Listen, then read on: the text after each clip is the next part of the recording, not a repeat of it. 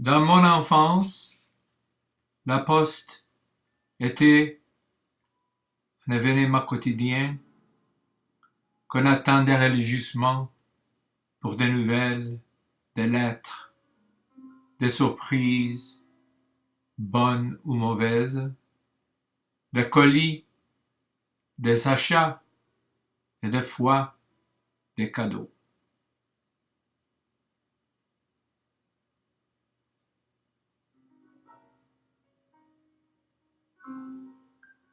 À l'époque, j'ai collectionné les timbres, donc seulement les timbres étaient déjà des objets précieux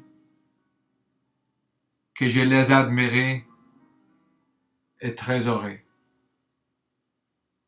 Il était une fois que la poste, les bureaux de poste, les facteurs et tout ce qui concernait les courriers était sacro-saint et révéré. Tout ça est aujourd'hui remplacé par les courriels Facebook, Twitter, Instagram et tous les autres médiatiques sociaux.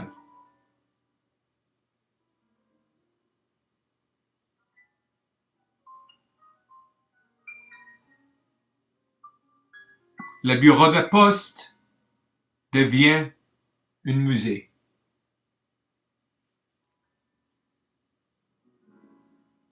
Pour moi, la poste n'est pas ni utile ni nécessaire, mais pour un grand nombre de gens, surtout les gens qui habitent hors des centres urbains, la poste est sérieusement vitale. Pour un certain pourcentage de gens aînés, la poste est beaucoup plus qu'utilitarienne.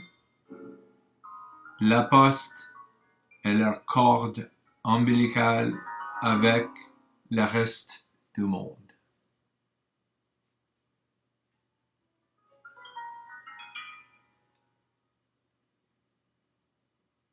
Dans mon œuvre d'art, je réfléchis nostalgiquement sur cette institution à l'aube de disparition.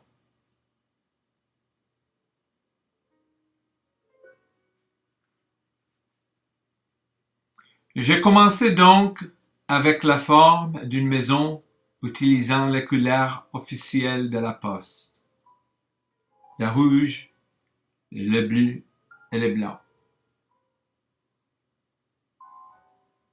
Sur la côte droite, on trouve l'adresse du destinataire sur une fente à lettres, les moyens traditionnels de distribuer les courriers. Sur le même endroit, j'ai collé mon propre adresse et les timbres poste. À gauche, sur les fonds d'argent, un quadrillage de petites boîtes en métal qui se trouvent au fond de chaque rue ou dans les appartements ou les condos. Ça, c'est l'avenir de la poste canadienne.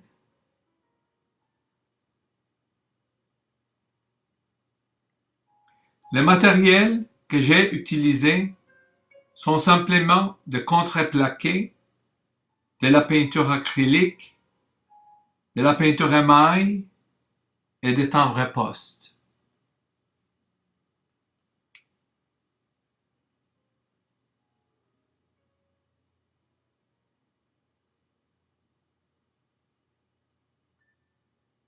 La boîte à lettres, omniprésente partout, sur plusieurs coins et rues du pays, est superimposée au front.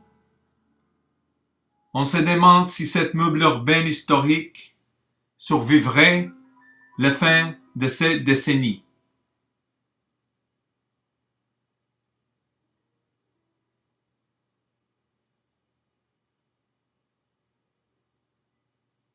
La troisième partie, les toits rouges, vide et simple, est une tabula rasa, controverse, où on puisse imaginer le futur de la poste canadienne.